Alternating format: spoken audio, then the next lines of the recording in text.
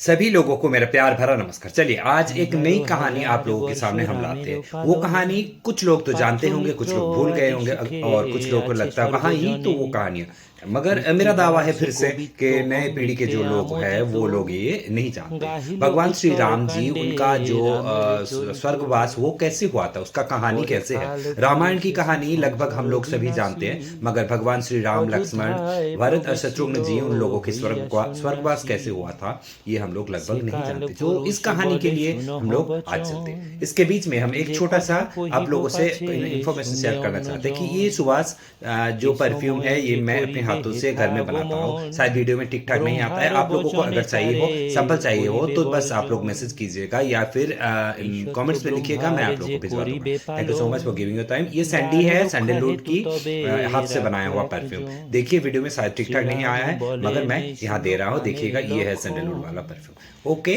तो मैं शुरू करता हूँ आज की वीडियो। आज की वीडियो है भगवान राम, लक्ष्मण, भरत और शत्रुघ्न जी की स्वर्गवास कैसे हुआ।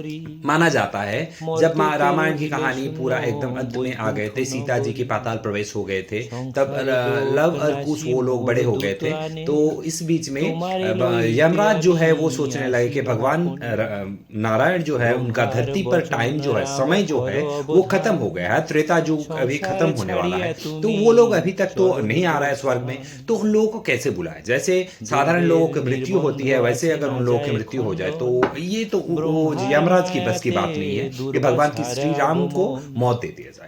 तो वो क्या किए, वो छद्मवेश में, एक साधु की छद्मवेश में वो भगवान श्री राम के अयोध्यापुरी में आए और उनसे बोले कि मैं आप लोग आपसे एकदम बिल्कुल आप ही से कुछ वार्तालाप करने आया हूँ। बहुत ही गुरुत्वपूर्ण वार्तालाप है जो मैं आप ही से करना चाहता हूँ, और मैं चाहता हूँ कि इस बीच में, हमारे वार्तालाप के बीच में कोई भी हमें डिस्टर्ब ना करे, कोई आकर परेशान ना करे या हमें रुकवा ना दे। तो इस बीच में अगर कोई आते हैं तो आपको मुझे वादा देना पड़ेगा कि कोई अगर डिस्टर्ब कर रहा है तो उनको आप मृत्यु दंड देंगे। तो राम जी मान गए और भगवान श्री लक्ष्मण को गेट में बिठा दिए कि लक्ष्मण भाई तुम देखो कि कोई गेट के अंदर ना आए, क्योंकि हम इस मुनि ऋषि से, महर्षि से हम कुछ वार्तालाप करने वाले हैं जो एकदम ही गंभीर बात। तो दरवाजे को बंद कर दिया गया और भगवान श्री राम और वो मुनि जो है वो वार्तालाप करना शुरू किया। इसी बीच में वो मुनि जो है अपने वास्तविक रूप यमराज के रूप में आ गए और श्री राम को बोले कि प्रभु आपकी इस धरती पर जो वक्त है वो खत्म हो गया है, आपको स्वर्ग में जाना पड़ेगा, तो इसलिए आप कृपया करें और स्वर्ग में चले।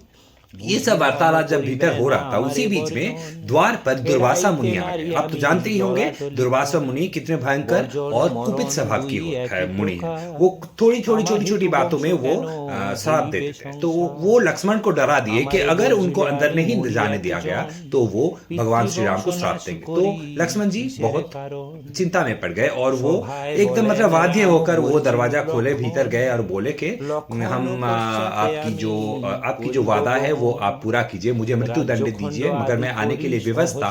दरवाजे पर दुर्वासा मुनि आए खड़े हैं, उनको भीतर आने देते। तो ऐसे ही दुर्वासा मुनि भी वो जो प्लान था, ये यमराज की जो प्लान था, पूरा प्लान में शामिल हुए थे। तो वो सभी मुनि ऋषिगण राम, लक्ष्मण, भरत, शत्रुघ्न से माफी मांगे और बोले आप लोगों को स्वर्गवास की टाइम हो गए हैं, तो समय हो गया, तो आप लोगों को स्वर्ग पे जाना पड़ेगा। तो ऐसे ही भगवान श्री राम ने लक्ष्मण जी को मृत्यु दंड दिए और ये मृत्यु दंड फलित करने के लिए वो चारों मिलकर, चारों भाई राम, लक्ष्मण, भरत और शत्रुघ्न सरजू नदी में जाकर नदी के अंदर जल में अपने आप को समाहित किए और अपने प्राण त्याग किए। जब वो स्वर्गवास हो रहा था, जब वो सरजू नदी में अपना देह त्याग रहे थे, तो नदी के अंदर भगवान श्री राम सबसे पहले गए और उसके पीछे पीछे गए भगवान श्री लक्ष्मण।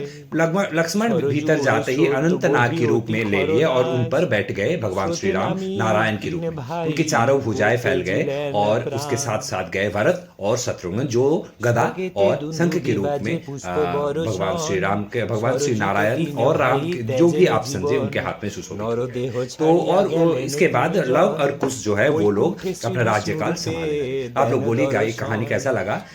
शायद आप लोगों को पता होगा भी या नहीं, हम नहीं जानते, मगर जरूर बताइएगा ये कहानी आप लोगों को कैसा लगा। फिर एक बार बता दूं, ये सुभाष परफ्यूम है, मैं अपनी हाथों से घर में बनाता हूँ, हर्बल प्रोडक्ट से, और बहुत सारे वैरायटी है। फिलहाल मेरे पास सैंडलवुड और लोटस की है। Thank you so much for giving your time. Thank you again.